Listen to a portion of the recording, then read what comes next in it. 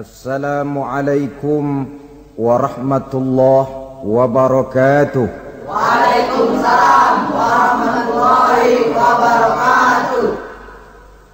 Alhamdulillah wassalatu wassalamu ala sayyidina Rasulillah sayyidina wa maulana Muhammad ibn Abdullah wa ala alihi wa sahbihi wa mawalah. La haula wa la quwwata illa billah, amma ba'du. Bapak-bapak, ibu-ibu, saudara-saudara kaum muslimin rahimakumullah. Pada pertemuan yang lalu sudah saya jelaskan bahwa hidup selalu berakhir dengan kematian. Apabila datang kematian menimpa seseorang, datanglah kiamat baginya. Itu yang disebut dengan kiamat kecil. Hakikatnya mati adalah perpindahan dari kehidupan di dunia ini menuju kehidupan di alam barzakh. Menunggu kita di alam barzakh sampai datangnya saat kiamat. Entah 10 tahun, entah 100 tahun, entah 1000 tahun, hanya Allah saja yang maha tahu. Adapun orang-orang beriman yang melakukan amal kebajikan dalam kehidupan di dunia ini, masa penantian yang lama di alam barzakh buat mereka sebentar saja. Tetapi bagi orang-orang kafir yang ingkar, yang tidak beriman kepada Allah, yang hidup di dunia cuma menumpuk-numpuk dosa, tentu penantian di alam barzakh akan merupakan waktu yang sangat lama. Bukankah dalam kehidupan kita waktu itu memang relatif? Contoh misalnya, bagi pemuda-pemudi yang sedang duduk asyik memadu cinta, waktu 4-5 jam saja rasanya cuma 4-5 menit. Tenggelam oleh keasikan.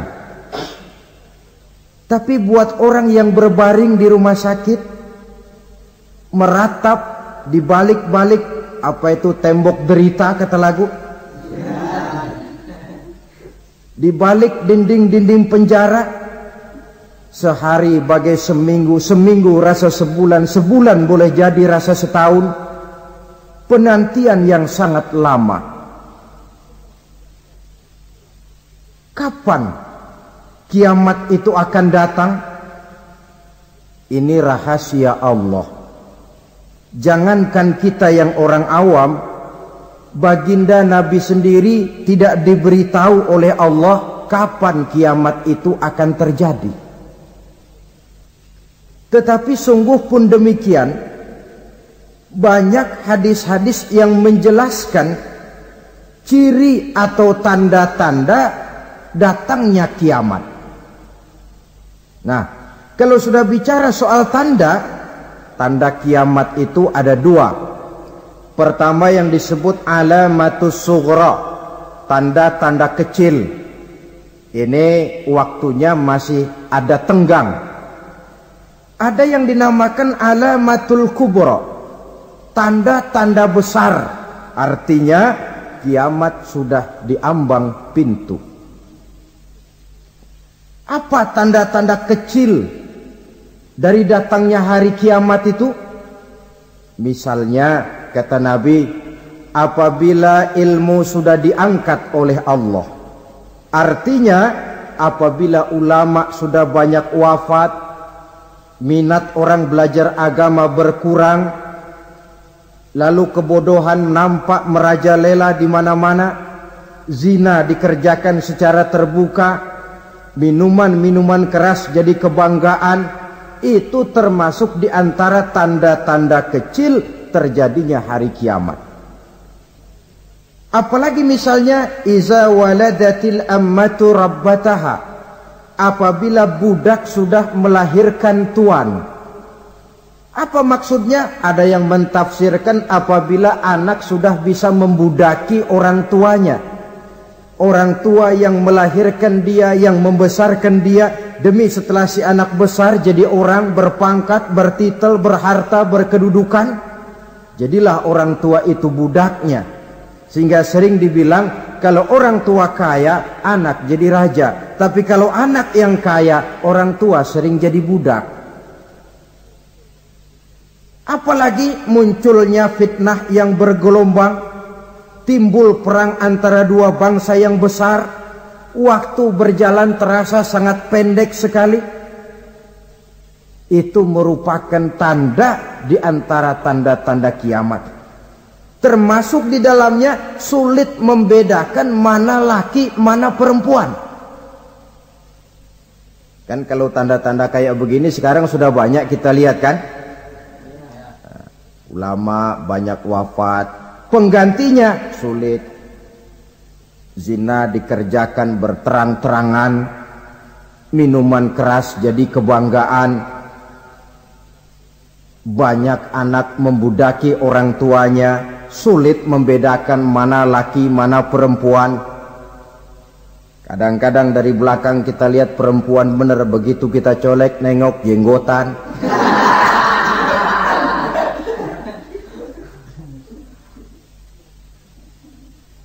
Ini termasuk tanda-tanda kecil, masih ada tenggang sampai akan terjadinya kiamat itu. Nah, yang dimaksud dengan tanda-tanda besar, ini tanda besar artinya kiamat sudah di ambang pintu. Pertama, matahari terbit dari sebelah barat. Apabila matahari sudah terbit dari arah sebelah barat, tertutuplah sudah pintu taubat.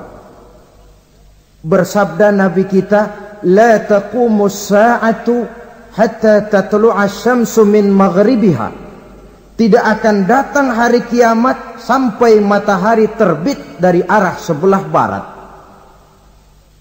Fa iza tala'at, manakala matahari telah terbit dari arah sebelah barat, wara'ahan nasu, manusia banyak menyaksikan itu, amanu ajma'un, mereka pun lalu beriman.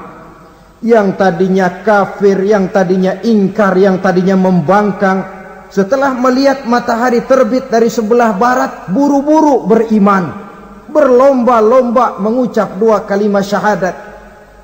Tapi apa yang terjadi? Kata Nabi, wadzalika hina la yanfa'u nafsan imanuha lam takun amanat min qabl. Hari itu adalah hari yang iman sudah tidak berguna lagi bagi seseorang apabila sebelumnya memang dia tidak pernah beriman. Au kasabat fi imaniha khaira, atau beriman tetapi tidak pernah melakukan kebajikan di dalam keimanannya itu. Hari yang sudah kasib, hari yang sudah terlambat, beriman tidak akan ada gunanya lagi. Ini pelajaran buat kita. Sebelum sang surya terbit dari sebelah barat, sebelum nafas sampai di tenggorokan, artinya pintu taubat masih terbuka. Kalau dua hal itu sudah terwujud, nafas sudah sampai di kerongkongan atau matahari sudah terbit dari arah sebelah barat, tertutuplah sudah pintu taubat. Tak ada lagi gunanya pangkat, jabatan, harta, bahkan beriman pun dalam suasana macam itu. Too late, kata orang Kulon. Sudah terlambat. Matahari terbit dari arah sebelah barat. Itu tanda besar, artinya kiamat sudah di ambang pintu. Lalu apalagi tanda besar? Munculnya Dajjal. Dajjal artinya pendusta-pendusta yang menyesatkan manusia. Ada dua macam Dajjal, saudara. Ada Dajjal kecil. Ini Dajjal kelas teri. Kalau ini sejak zaman Rasulullah sudah ada itu. Tiap zaman ada. Di zaman Rasulullah misalnya ada yang bernama Aswad al-Unsi dari Yaman. Ada yang namanya Musailamah al-Kazzab dari Yamamah. Ada yang namanya Ibnu Sayyad dari Madinah. Ini dajjal-dajjal di zaman Rasul. Musailamatul Kazzab memproklamirkan diri jadi nabi dia. Di zaman Rasul masih hidup. Ini dajjal zaman Nabi. Di zaman sahabat muncul dajjal-dajjal. Di zaman kita sekarang ini dajjal-dajjal pun gentayangan. Dajjal-dajjal kelas teri. Kerjanya mendustakan manusia, menyesatkan manusia, memalingkan manusia dari jalan yang benar dan diridhoi oleh Allah Subhanahu wa taala. Adapun yang merupakan tanda besar dari datangnya kiamat, dajjal-dajjal kelas kakap. Pembohong-pembohong besar yang menyesatkan masyarakat manusia berpaling dari jalan Allah mengikuti jalan mereka. Apa sih ciri dajjal itu? Kata Nabi dalam hadis Bukhari Muslim, "Innad dajjala", sesungguhnya yang namanya dajjal itu yakhruju, satu saat akan muncul mendekati hari kiamat. Wa inna ma'ahu ma'an, si dajjal ini membawa air. Wa naran, dan juga membawa api. Dua simbol. Di tangan yang satu dia bawa air, di tangan yang satu dia bawa api. Wa ammal ladzi yarahu an-nasu ma'an fanarun, adapun yang orang banyak lihat air, hakikatnya adalah api. Yang dilihat api, hakikatnya adalah air. Oleh sebab itu, kalau api yang ditawarkan, ambillah air. Kalau air yang ditawarkan, pilihlah api. Maksudnya apa ini? Ini bahasa simbol, saudara-saudara. Dajjal bicaranya seolah-olah untuk kepentingan manusia, menawarkan surga. Surga yang dia tawarkan hakikatnya neraka. Hai manusia, kalau kau mau bahagia, jangan dekat-dekat dengan agama. Solat itu tidak efektif dan efisien, tidak produktif dari segi ekonomi itu. Menghadiri majelis taklim cuma buang-buang waktu. Tahajud, tasbih, tahlil, baca Quran, apa itu? Pekerjaan mubazir saja. Hidup ini cuma sekali, masa yang cuma sekali, manfaatkan dengan sebaik-baiknya. Mumpung, dibawanya sifat mumpung tetapi dalam pengertian yang sangat negatif. Bicaranya seolah-olah untuk kepentingan manusia, tetapi sebenarnya menjerumuskan manusia. Menawarkan air, tapi sebenarnya api. Menawarkan api, tapi hakikatnya air. Buat apa kamu sholat? Buat apa kamu bayar zakat? Buat apa kamu puasa? Surga yang dicanangkan Dajjal, hakikatnya neraka. Neraka yang digambarkan Dajjal, pada dasarnya adalah surga. Jadi memutarbalikkan fakta itu kerjaan Dajjal. Yang hak jadi batil, yang batil dibilang hak, yang benar jadi salah, yang salah malah jadi benar. Tuntunan disuruh jadi tontonan, tontonan malah menjadi tuntunan. Itu pekerjaan Dajjal profesinya. Zamannya Nabi Adam, Dajjalnya kan iblis. Betul? Betul. Apa sih rayuan iblis itu? Allah setelah menciptakan Nabi Adam kan bilang, Adam, kau dan istrimu Hawa tinggal di surga ini. Seluruh fasilitas yang ada di surga persilahkan kau nikmati. Satu yang tidak boleh, jangan coba-coba dekati pohon khuldi. Dekat saja jangan, apalagi sampai memetiknya. Datang Dajjal yang namanya iblis ini. Adam, kamu tahu nggak kenapa tidak boleh makan buah khuldi? Ya nggak tahu, pokoknya saya dilarang. Bodoh kamu Dam. Khuldun artinya kekal. Kalau kamu makan itu buah, kau akan kekal di surga buat selamanya. Allah tidak kepengen, maka dilarang kamu makan buah khuldi. Kalau kau ingin kekal di surga Adam, makan saja. Saya bicara begini ini untuk kepentingan kamu Adam. Ini kan ciri-ciri Dajjal. Bicaranya sih seolah-olah untuk kepentingan Nabi Adam, hakikat sebenarnya menjerumuskan Nabi Adam supaya ingkar dan melanggar larangan dari Allah Subhanahu wa ta'ala.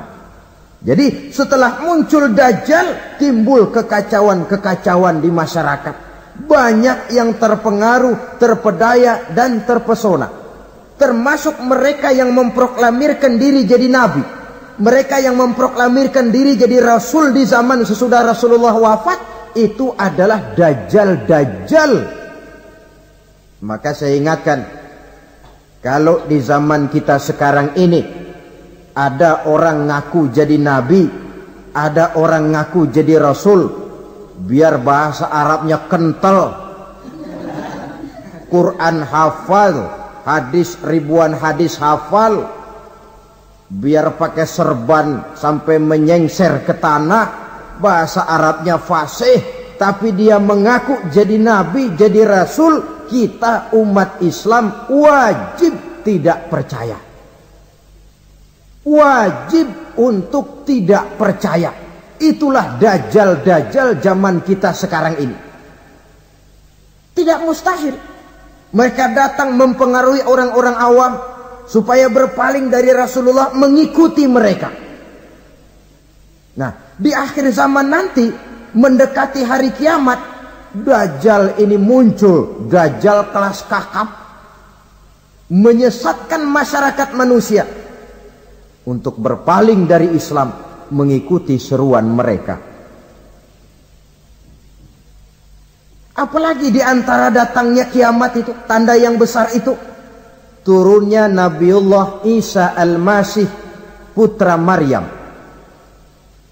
Menurut berbagai hadis yang sahih, Nabi Isa Al-Masih nanti akan turun lagi. Tidak membawa risalah yang baru, tapi meluruskan risalah Islam ini yang telah banyak ditinggalkan oleh masyarakat. Bahkan ada hadis menjelaskan beliau akan membunuh Nabi, mematahkan kayu-kayu salib, lalu melaksanakan haji dan umrah mengikuti syariat Nabi Muhammad, bukan membawa agama baru. Menjadi semacam mujaddid, reformer, menyelamatkan manusia dari bisikan Dajjal. Bahkan ada riwayat yang menjelaskan bahwa Nabi Isa berhasil mengalahkan Dajjal, mengembalikan masyarakat manusia kembali kepada ajaran Islam yang datang dari Allah, dibawa oleh Rasulullah sallallahu alaihi wasallam. Dengan kata lain, turunnya Nabi Isa bukan sebagai nabi dan rasul baru, tetapi mengikuti syariat Nabi kita Muhammad sallallahu alaihi wasallam. Saudara hadirin, ibu-ibu hadirat yang saya hormati, kemudian apalagi di antara tanda-tanda besar akan datangnya kiamat itu? Keluarnya asap atau awan. Kata Nabi, inna min asyrati sa'ah dukhanan yamla'u ma bainal masyriqi wal maghrib. Di antara tanda-tanda kiamat, munculnya awan atau asap yang memenuhi antara langit dan bumi. Ini pun diperkuat dalam surah Ad-Dukhan ayat 10. Fartaqib yauma ta'tis sama' bidukhanin mubin fayughshan nas hadza azabun alim. Bagi orang-orang yang beriman, mereka biasa-biasa saja.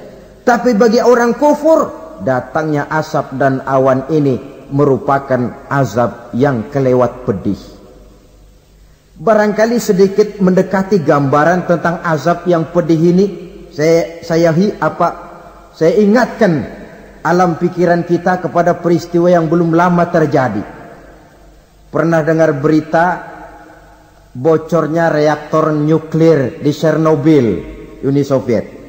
Pernah dengar? Nah.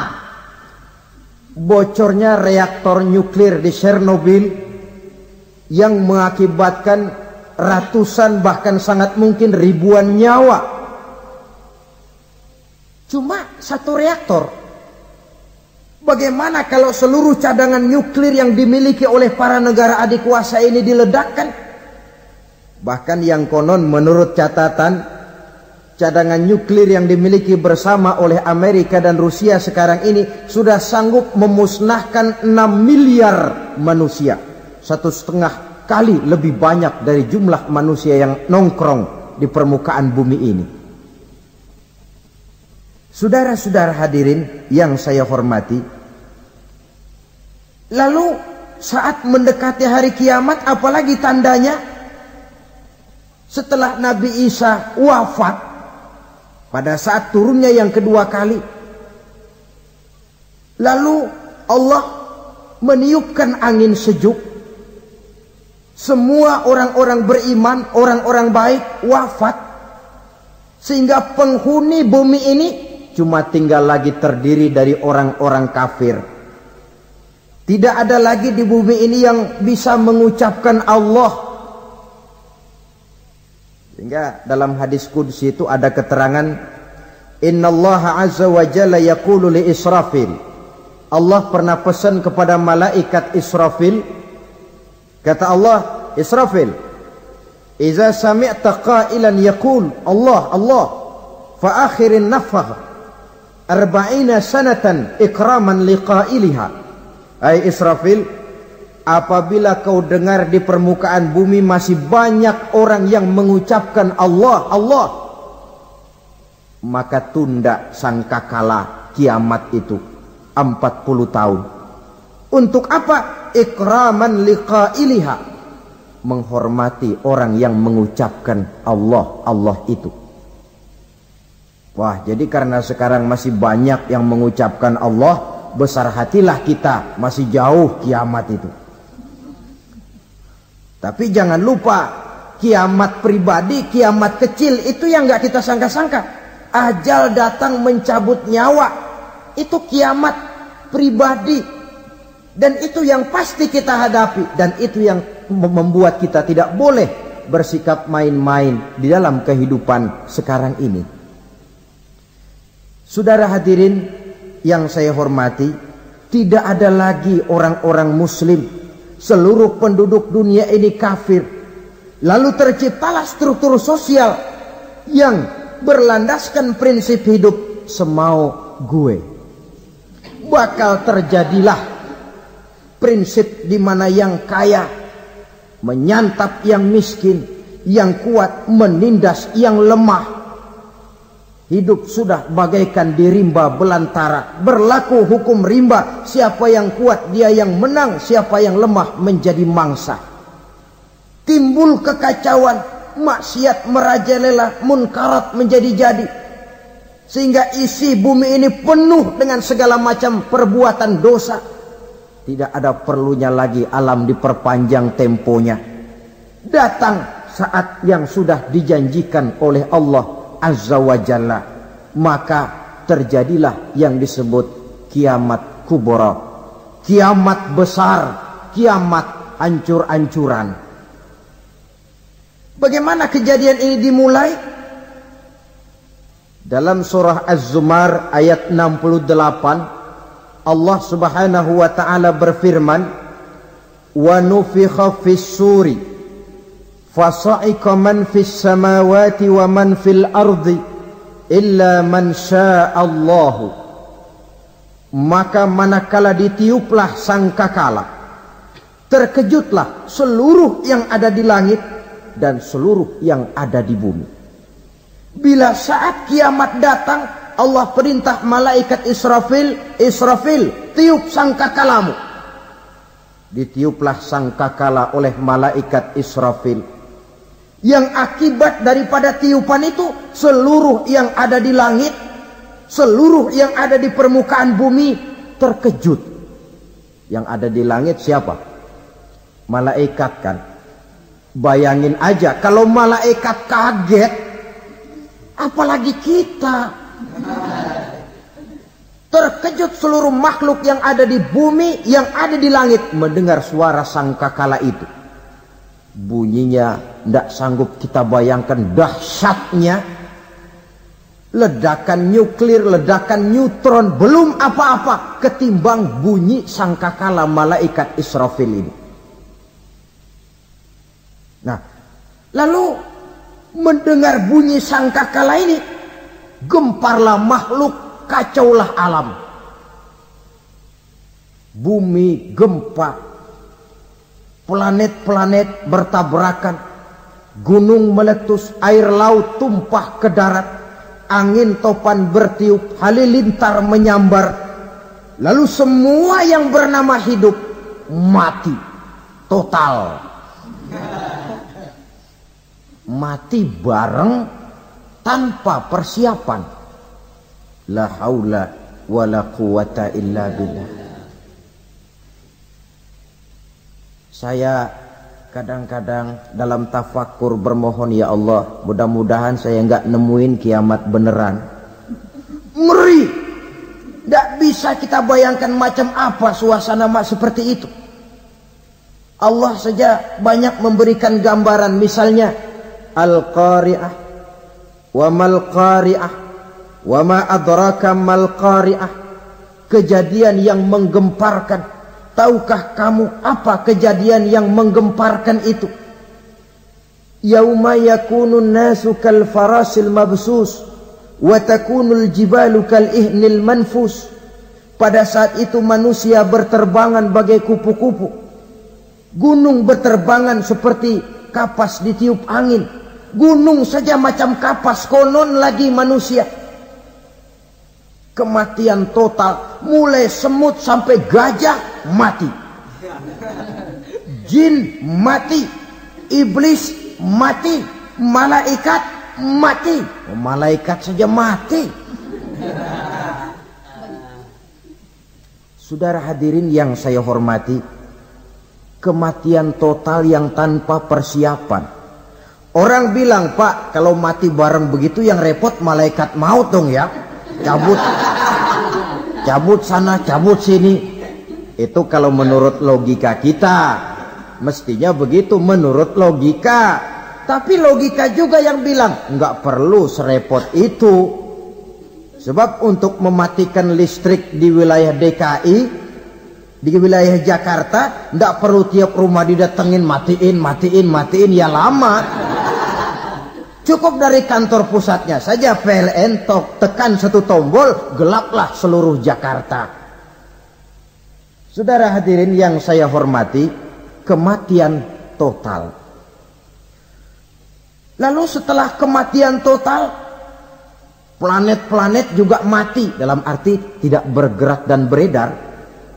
Angin mati, dalam arti tidak bertiup. Air mati, dalam arti tidak ada riak gelombang. Pokoknya semua mati. Kullu nafsin za'iqatul maut, semua yang bernafas mati. Dalam ayat lain, kullu man 'alaiha fan, semua yang ada di permukaan bumi fana. Yang kekal cuma Allah Subhanahu wa ta'ala. Yang paling belakang mati malaikat maut dan malaikat Israfil. Tapi mati juga sesuai dengan janji Allah. Menurut hadis Bukhari Muslim dari Abi Hurairah, masa tenggang waktu antara kematian total pada tiupan sangkakala pertama dengan proses kebangkitan pada tiupan sangkakala kedua 40 lamanya. Tidak dijelaskan oleh Abi Hurairah 40 jam, apa 40 hari, apa 40 tahun. Hadis-hadis cuma menyebutkan 40 saja. Sunyi alam, yang tinggal cuma Allah saja lagi. Ketika itu Allah berseru-seru, katanya, limanil mulkul yauma. Siapa para penguasa hari ini? Mana itu raja-raja dan penguasa yang dulu mengaku jadi Tuhan? Fir'aun. Mana Fir'aun sekarang? Yang dulu jadi raja, merasa berhasil, sombong, lalu tidak mau turun-turun dari kekuasaannya, sampai kepada puncak kekurang ajarannya mengangkat diri jadi Tuhan. Mana itu Fir'aun? Namrus, mana sekarang Namrus? La ilaha illa ana. Ternyata tidak ada Tuhan lain selain daripada aku, kata Allah. Proses kemudian, saudara-saudara, turunlah hujan dari langit. 40 lamanya hujan itu. Tidak jelas juga 40 jam apa 40 hari. Setelah air turun membasahi, datanglah tiupan sangkakala yang kedua. Semua yang bernama mati bangkit dari kuburnya masing-masing. Ini yang disebut Yaumul Ba'thi, hari kebangkitan. Allahu Akbar. Pada saat kita bangkit dari kubur kita masing-masing, kumpul di padang mahsyar namanya. Bayangin aja, saya sendiri nggak sanggup bayangin. Manusia sejak zaman Adam sampai zaman kiamat kumpul bareng di tempat sama. Berapa banyaknya itu?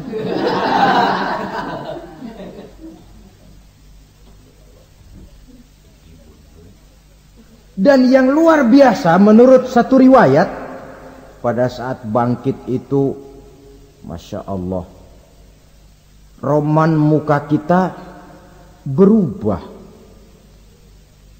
disesuaikan dengan amalan kita waktu di dunia ini.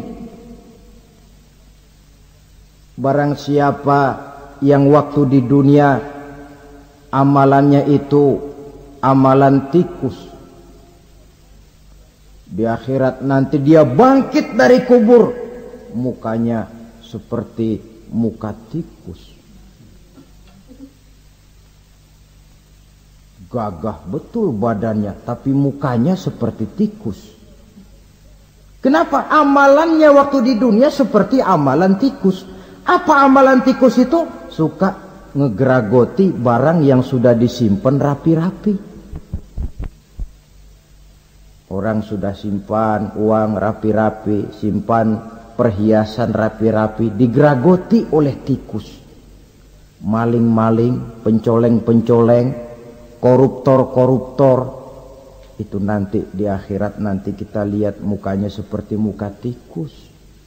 Oh, ini waktu di dunia suka nyolong, mukanya seperti muka tikus. Barang siapa yang waktu di dunia ini amalannya itu amalan macan, dia akan bangkit nanti mukanya seperti muka macan. Apa amalan macan? Macan itu amalannya menang-menangan. Orang yang mau menang saja nggak mau mengalah. Coba lihat di hutan. Kenal hutan nggak? Di hutan, raja hutan di mana-mana pasti macan. Betul kan? Betul. Padahal hutan belum pernah bikin pemilihan umum. Tapi macan tidak peduli ada pemilihan umum apa tidak, pokok saya raja. Sebab apa? Macan jadi raja itu bukan karena benar, tapi karena kuat jadi raja. Setelah dia jadi raja, rakyat hutan yang mesti dilindungi malah dimakan oleh raja macan. Kambing rakyat hutan dimakan oleh macan. Ayam rakyat hutan dimakan oleh macan. Itu nanti kita lihat di akhirat itu mukanya seperti muka macan, gagah betul.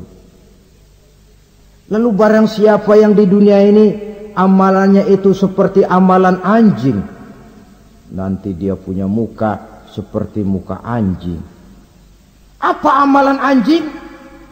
Pertama, anjing itu kalau disuruh jaga rumah, dia tidak bisa membedakan mana maling, mana tamu. Biar yang datang maling, kalau bawa tulang, anjing kalem. Yang kedua, anjing itu akan setia kepada siapa saja yang memberinya roti. Siapa yang memberinya roti, itulah majikannya. Apa kata majikannya, pasti dia laksanakan. Soal benar atau salah, dia tidak peduli. Setelah anjing dapat roti, dia tidak punya pilihan lain kecuali bilang, abdi mah kumaha juragan wae ayeuna mah.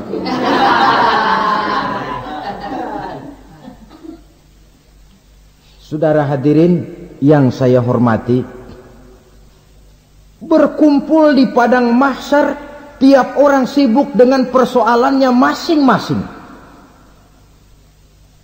Matahari waktu itu didekatkan oleh Allah, panas luar biasa.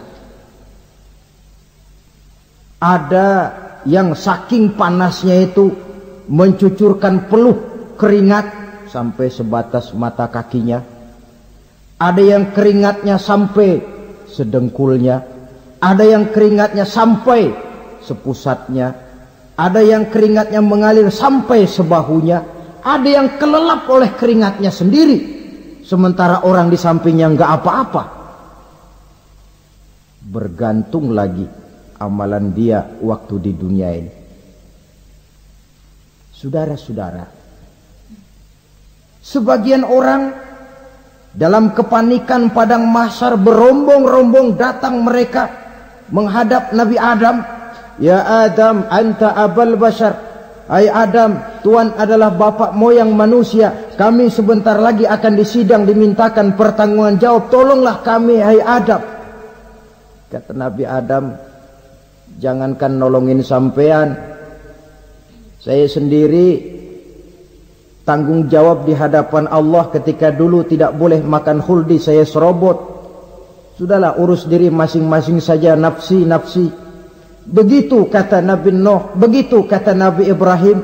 Tiap orang bertanggung jawab sendiri-sendiri. Ketika itulah saudara-saudara, nikmatnya menjadi umat Nabi besar Muhammad sallallahu alaihi wasallam. Sebab apa? Walaupun menurut abjad kita ini umat paling belakang, kan paling belakang kita ini toh, karena Nabi Muhammad adalah Nabi akhir. Tapi akan dihisap lebih dulu, lewat di atas sirat lebih dulu, masuk surga lebih dahulu ketimbang umat-umat belakangan. Ketika Rasul mendekati ajal, beliau tanyakan itu kepada malaikat Jibril. Malaikat Jibril berkata, Muhammad jangan khawatir, Allah sudah berjanji, inni haramtul jannata ala sairil anbiya hatta tadkhulaha anta, wa haramtuha ala sairil umami hatta tadkhulaha ummatuka. Surga aku haramkan buat seluruh nabi kecuali kalau engkau Muhammad sudah masuk ke dalamnya, dan surga aku haramkan buat seluruh umat kecuali kalau umatmu Muhammad sudah masuk ke dalamnya. Logikanya, walaupun menurut abjad kita umat paling belakang, bakal dihisap paling dulu, lewat di atas sirat paling dulu, masuk surga paling dulu, kalau mampir ke neraka juga paling dulu. Ya resiko. Jangan mau enaknya aja paling dulu. Saudara hadirin yang saya hormati, setelah masa kebangkitan itu jangan dikira begitu bangkit langsung diperiksa. Masih menunggu menanti ribuan tahun perhitungan padang mahsyar untuk sampai kepada proses yang disebut yaumul hisab, hari perhitungan. Seorang demi seorang bakal dipanggil. Bayangkan saja, kita se-RT saja di absen, kadang-kadang perlu waktu lama. Ini manusia sejak zaman Nabi Adam sampai datang hari kiamat, satu demi satu disidang di hadapan Qadhi Rabbul Jalil. Status sosial copot sudah waktu itu. Yang pernah jadi hartawan di situ tidak lagi kelihatan kehartawanannya. Yang pernah jadi jenderal tidak lagi dipanggil jenderalnya. Yang ustadz tidak lagi dipanggil al-mukarramnya. Seluruh status sosial selesai. Dipanggillah kita seorang demi seorang menghadap Qadhi Rabbul Jalil. Bagaimana proses penghisaban itu? Pertama, proses tanya jawab. Di antaranya ada hadis menyatakan, lan tazula qadama 'abdin yaumal qiyamah hatta yus'ala an arba'i khisalin. Besok di hari kiamat tidak akan bergeser telapak kaki seorang hamba sampai dia ditanya lebih dulu tentang 4 persoalan. Tentang ilmunya. Kemana ilmu itu diamalkan? Tentang umurnya. Di mana umur itu dihabiskan? Tentang masa mudanya. Kemana masa muda itu dipakai? Tentang hartanya. Dari mana harta itu didapat dan kemana harta itu dibelanjakan. Ini termasuk proses tanya jawab. Jadi kalau istilah pengadilan dunia, nama Fulan bin Fulan. Kamu waktu di dunia diberikan umur panjang untuk apa? Pernah mengalami masa muda, kemana kau habiskan masa remajamu? Kau diamanahkan ilmu, dengan apa ilmumu kau amalkan? Kau diberikan harta, dari mana harta kau dapat, kemana kau belanjakan? Tak seorang pun yang bisa mungkir. Sebab apa? Dikala itu yang menjadi saksi bukan orang. Yang menjadi saksi adalah seluruh anggota badan kita. Tangan bicara, kaki jadi saksi terhadap seluruh amalan yang pernah kita kerjakan pada saat kehidupan di alam dunia ini.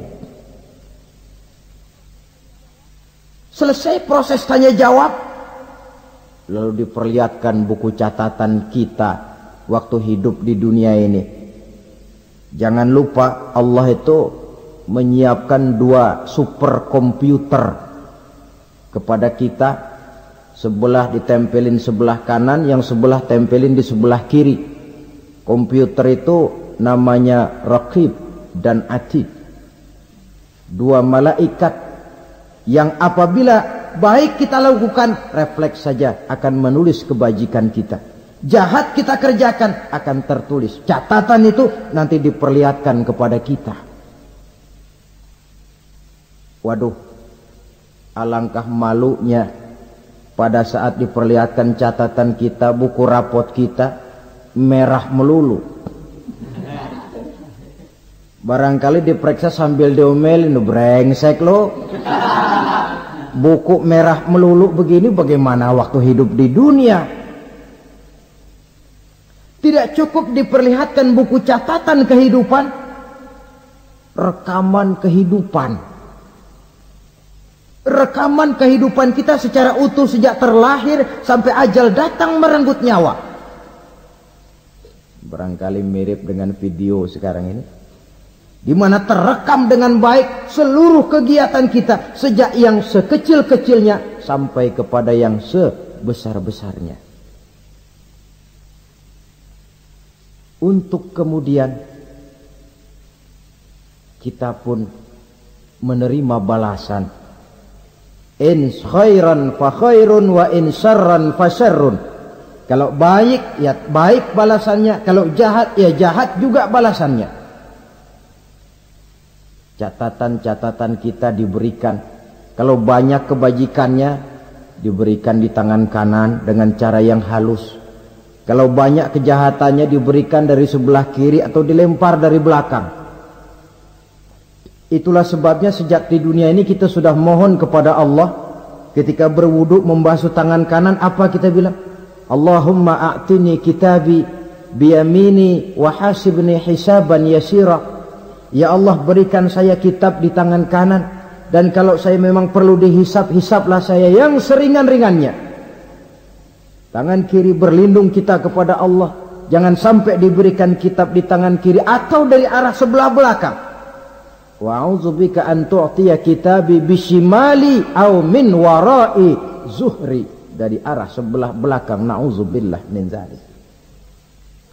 Setelah selesai lewat proses penghisaban, lewat mizan, timbangan, maka yang sudah selesai dihisab itu bergeraklah menuju sirat, jembatan yang terbentang menuju surga melalui neraka. Saudara-saudara, panjangnya perjalanan sirat itu memakan waktu ratusan tahun. Tetapi orang yang lewat di atas sirat pun macam-macam bergantung amalannya ketika di dunia ini. Ada yang lewat di atas sirat itu kalbarkil khatib, seperti kilat yang menyambar, lep, sudah sampai dia di surga. Cepat bukan main. Ada yang lewat di atas sirat itu seperti orang lari-lari. Ada yang lewat di atas sirat itu seperti orang jalan biasa. Ada yang sambil merangkak, ada yang sambil ngesor, ada yang sambil gelayutan. Ada yang selamat sampai ke ujung ke surga, ada yang tergelincir jatuh masuk ke dalam neraka, bergantung amalannya dalam kehidupan di dunia sekarang ini. Tiap kita akan melewati yang namanya sirat ini. Saudara-saudara kaum muslimin yang saya hormati, dengan demikian mereka yang selamat melalui sirat sampai ke terminal akhir surga, mereka yang ketika dihisab ternyata banyak kejahatannya daripada kebaikannya, mereka singgah di dalam neraka. Nah, adapun orang-orang yang beriman menurut ayat Quran dan hadis Nabi itu nanti ada bermacam-macam. Ada orang beriman itu yang dimasukkan surga. Ada orang beriman itu yang dimasukkan ke dalam surga. Ada orang beriman itu yang disebut penduduk surga. Kenapa lain-lain, Pak? Karena waktu di dunia amalannya juga lain-lain. Ada orang beriman yang masuk surga. Ini paling murah tiketnya. Mau masuk surga? Kata Nabi begini, ma min abdin qala la ilaha illallah thumma mata ala dhalik illa dakhala al-jannah. Kalau seorang hamba sudah mengucap dua kalimat syahadat, dia yakin dengan kebenaran kalimat itu sampai matinya, orang itu akan masuk surga. Abi Dzar yang waktu itu diajak bicara heran, ya Rasul kok gampang betul? Iya. Walaupun orang itu mencuri, iya. Walaupun orang itu berzina, iya. Biar dia mencuri, biar dia berzina, kalau dia sudah mengucap dua kalimat syahadat, dia yakin dengan kebenaran kalimat itu sampai matinya, itu orang akan masuk surga. Jadi masuk surga cukup dua kalimat syahadat, yakin sampai mati, masuk surga. Itu perkara masuk. Tapi kalau pertanyaannya diterusin, masuknya kapan, Pak? Nah, ini lain lagi urusannya. Sebab ada yang masuknya itu langsung, ada yang mampir dulu. Di sana tempat cuma dua, kalau tidak surga, neraka. Mau ke surga tapi mampir dulu, yang mampirnya jelas di neraka. Kenapa? Dalam hadis qudsi ada riwayat, nanti itu di akhirat, setelah Allah selesai mengatur penduduk surga masuk surga, yang neraka masuk neraka, Allah berkata kepada malaikat Malik, malaikat Malik, labaik ya Allah, itu bajingan-bajingan tengik, manusia-manusia durjana yang waktu di dunia tidak mau sujud, jauh dari ulama, gemar melakukan yang munkarat dan maksiat, hidup di tengah masyarakat selalu jadi bibit keonaran, kufur, sudah masuk neraka semua. Sudah ya Allah. Nah, kalau sudah, coba sekarang kamu masuk, Malik. Saya, iya, masuk neraka. Mau apa ya Allah? Kata Allah, akhriju minan nar man kana fi qalbihi misqala habatin min khardalin min iman. Kau masuk neraka, cari di dalam neraka orang-orang yang ada imannya walaupun kecil sebesar biji zarah, angkat mereka keluar. Masuk malaikat Malik ke neraka. cari orang yang ada imannya, korek. Ya repot, udah pada gosong. Yang ada imannya diangkat ke atas, yang ada imannya diangkat ke atas. Lalu dimandikan di Nahrul Hayat, namanya sungai kehidupan di akhirat nanti.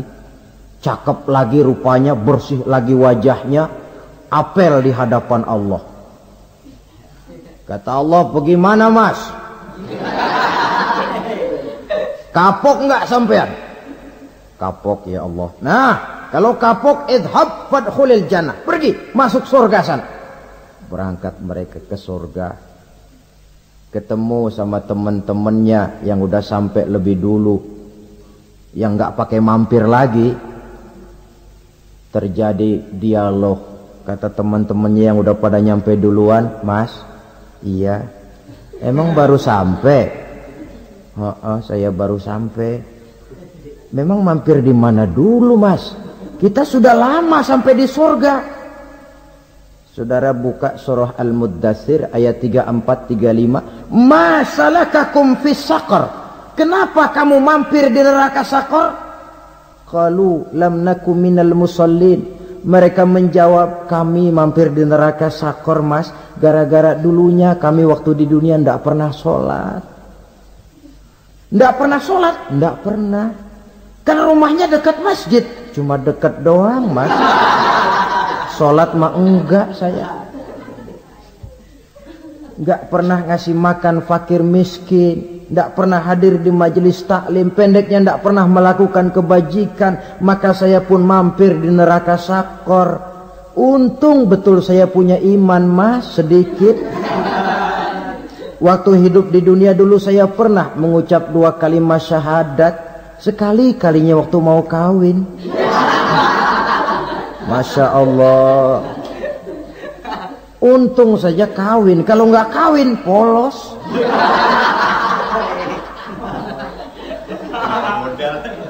Itu juga pengulu sudah setengah mati ngajarin. Asyhadu alla, asyaduaan, asyaduaan.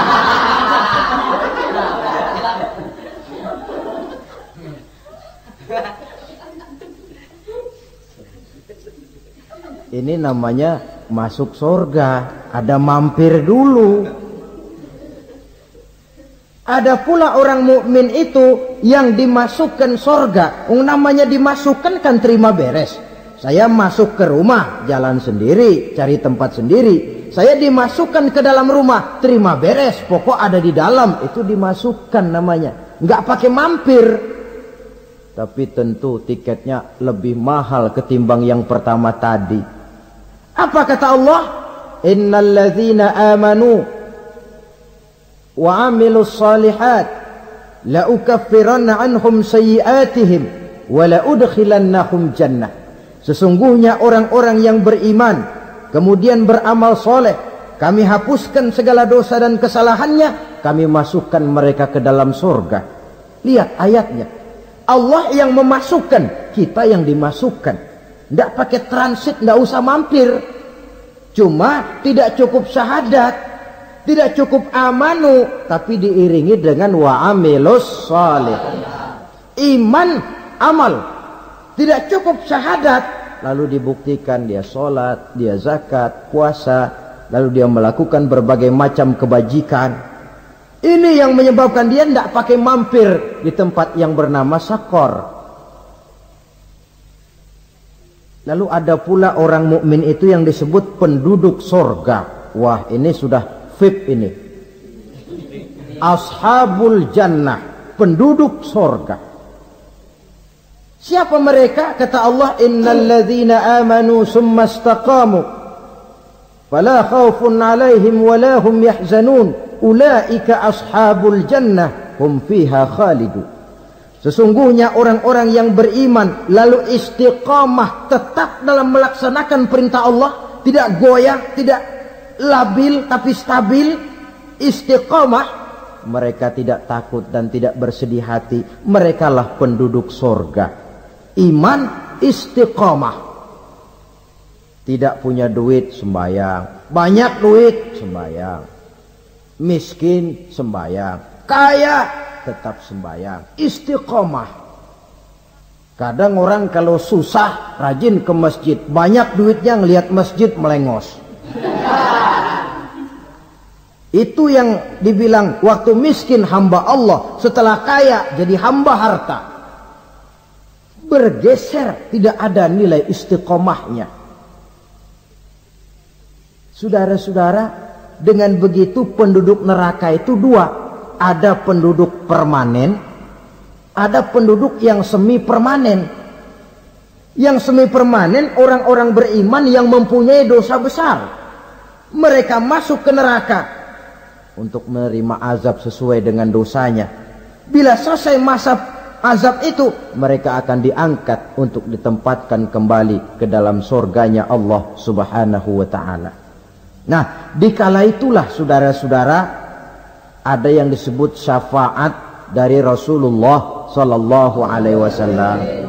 Tapi tentu jangan lupa, syafaat ini ibarat kain menambal dia. Kita punya kain bolong-bolong sedikit, syafaat yang menambal. Solat kita ada kurang dikit, sedekah kita ada campur riak dikit, amalan kita ada tidak karena Allah dikit, kita berharap syafaat.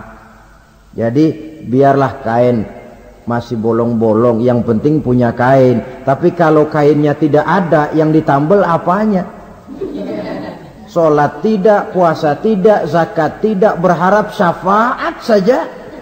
Ya, terlalu berlebihan itu. Saudara hadirin yang saya hormati, apabila selesai proses penghisaban, proses penghitungan, maka dikala itulah manusia terbagi dalam dua kelompok besar. Fariqun fil jannah wa fariqun fis sa'ir. Sekelompok orang-orang beruntung yang masuk ke dalam surga, dan sekelompok lagi masuk ke dalam neraka. Akan memakan waktu untuk menceritakan sifat surga dan neraka, tapi insya Allah pada kesempatan pertemuan lain saya sampaikan. Namun sebagai gambaran umum cukuplah saya sampaikan sebuah hadis qudsi. Allah jelaskan, a'dadtu li'ibadiyas salihin ma la aynun ra'at wa la uzunun sami'at wa la khatara fi qalbil bashar. Aku sediakan buat hamba-hambaku yang soleh, yang tidak pernah terlihat oleh mata, tidak pernah terdengar oleh telinga, dan belum pernah terdetik dalam hati manusia.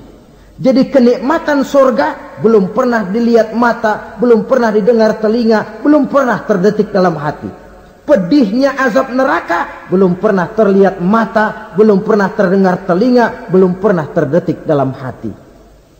Saudara hadirin yang saya hormati, oleh karena itu, sebagai uraian akhir daripada kiamat ini, marilah sama-sama kita memanfaatkan hidup dengan sebaik-baiknya, supaya jangan timbul penyesalan di hari kemudian nanti. Mudah-mudahan kita seluruhnya diselamatkan Allah dari azab neraka dan mendapat surga dan ridhonya. Sekian dan demikianlah pertemuan kita kali ini. Terima kasih banyak atas segala perhatian. Mohon maaf atas segala kekurangan. Usikum wa nafsi bitaqwallah. Wassalamualaikum warahmatullahi wabarakatuh. Waalaikumsalam warahmatullahi wabarakatuh.